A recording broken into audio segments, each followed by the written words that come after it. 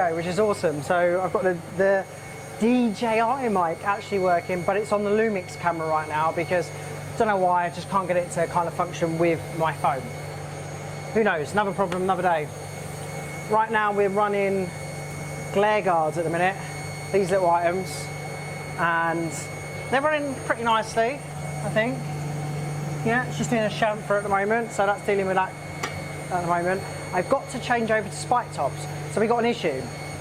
Max made some spike tops the other day, big batch, run them overnight, and he put them really tight to our M22x1 thread gauge, really, really tight. And now so that was M20, M22 is this one, sorry. Now we're actually trying to powder coat the thread and have it screw onto the top. Of course that won't work if you do that. We need to kind of loosely gauge it. So in a minute, I need to see how many glare guards I've got. But in a minute, I need to change over to doing normal spike tops. See how we're doing. Don't know where they are. No idea. So what I'll do is I can prep. 1 second. Right. Because we're running 63.5mm bar, I can prepare, he says, I can prepare everything ready to go to do as quick as possible changeover to run those spike tops. What do you guys use, any machinists out there, shall we say, that use to get the sleeve out? We often, what we normally do, I don't know if this is going to get in shot or not really, is put a box in place and push everything into the box, and so at least then it's not all over the floor. What I'm trying to do is I'm trying to get hold of another one of these. If I get hold of another one, then we can always do our setup ready for our next part. If it's different bar, we're like literally ready to go. We have that, you know, have the bar feeder open for literally a minute or so instead of it being open for 5 while we're trying to unload and load all this stuff. So normally, apparently I'm using a glove. Normally I use a microfiber cloth and wipe down all the tubes before I'm going to feed them into the next in for the next setup, because you get a little bit of swarf down the liner, and of course if it gets stuck by the edges, this is where this isn't really fitting properly. I think also this stuff needs oiling, I just haven't done that yet. Let's get all this nice and cleaned up. Anyone know, do you normally oil them? I'd love to know. So I've got my little 3D printed holder that holds all my sleeves, and I have no idea why. Is this 16mm? Yeah, 16mm. Why do we have one of those ones in there? I don't know. I didn't set it up. Not down to me.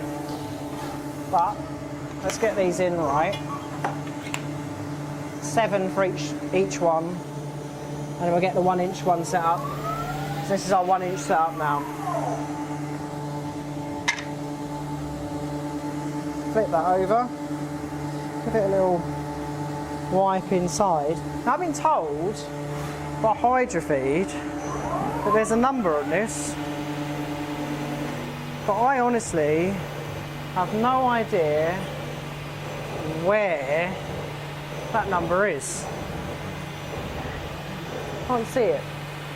Because they were asking, have you got the number? I thought there was a number there then, but I don't think so, no.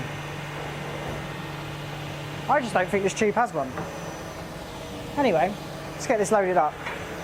So, sleeve, metal liner, sleeve, oh that sounds grindy. Liner, sleeve, liner.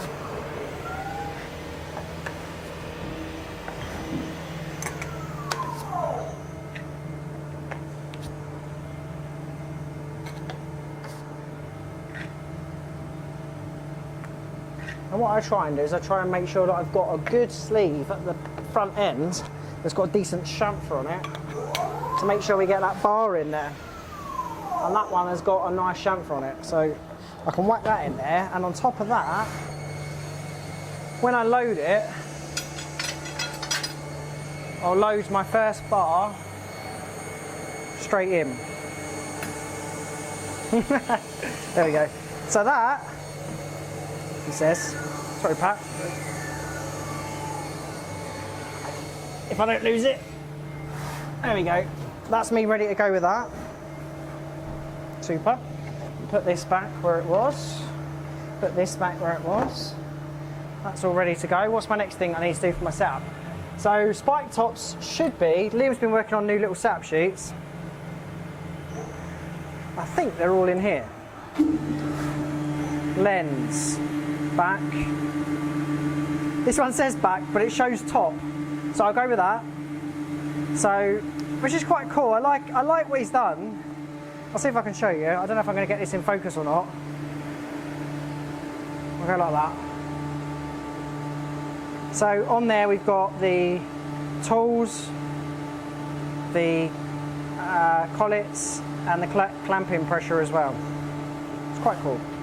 Nice and simple. And he was saying he wants to add to it the time it takes for the program to run, because it's good when you're trying to plan on, oh, you know, I want 25 parts, how long is that going to take? I can come back to the lathe in whatever that time is. Okay, so I've got my setup sheet ready. I'm going to get my, this is another one of Liam's great little improvements. It's foam all stuck on there with this box, and I set this box up with all the collets and stuff I need. So I'm going to need 1-inch collet, 25mm collet,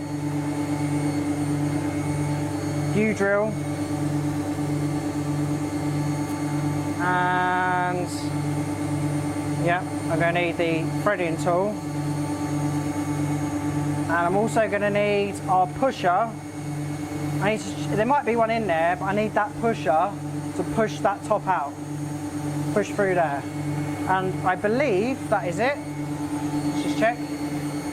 OD rough, OD finish, thread tool, ID drill, U-drill, chamfer tool and sub spindle, which is already on there. So that's it. So we are ready to go with our setup. I'll get rid of that. Let's find out, we'll put it on memory, and we'll find out if we're ready to rumble on this. So I've got a new little DJI camera, a little Action 2, because the GoPro just kept failing. In fact, so I've got 2 GoPros upstairs and both of them have just completely had it. And I'm like, do you know what, I'm done with GoPro, because if I can only have a camera last, and honestly I'm talking 10 weeks, 12 weeks before something starts falling apart on it, what's the point? So I've got this does come with a little like clip-on extra battery pack. You can have an LCD screen and stuff as well. I don't need the LCD screen. So I just thought, I'll do this, and it's magnetic. And I thought that's quite cool. So it means that I can get in and get the shots we want, just stick it in there, stick it in wherever. So we'll see how it goes, and hopefully I can do a little bit of filming of what goes on inside the lathe today on that. But yeah, I mean, I'll let you know what the feedback is. I actually got this for £215 from Argos. I missed out on the Black Friday offer at $199 because I wasn't in the market for one. And it just happened to be that I was looking for cameras to go inside the Nakamura, and that come up. So right now, I've got the camera in there, and it's still on there, but it's just covered in coolant. So I don't think the video is going to be particularly great, but let's see if I'll option stop this and I'll clean it up and see what I can do.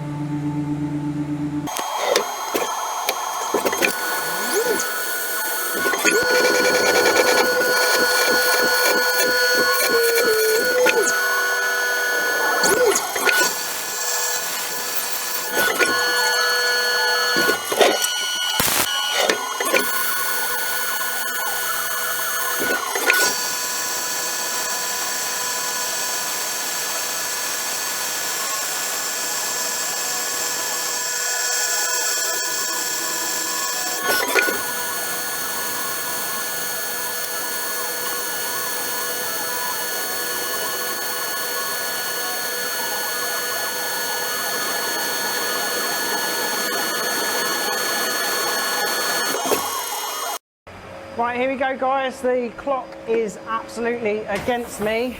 to get everything I need to go done. So let's see how quickly I can get it. See how quickly I can get it in and done. And so guys, thanks very much. I'm sorry the video was long or short. I don't really know. By the time I edit it, we'll see. This went flat pretty quickly, so the battery life on it is pretty short, but I think that's why they have that little extra battery on it. Anyway, I'm rambling. I'll see you guys later. Bye.